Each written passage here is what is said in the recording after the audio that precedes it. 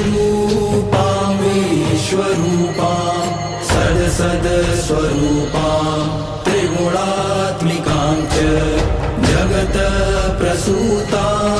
अजानजाम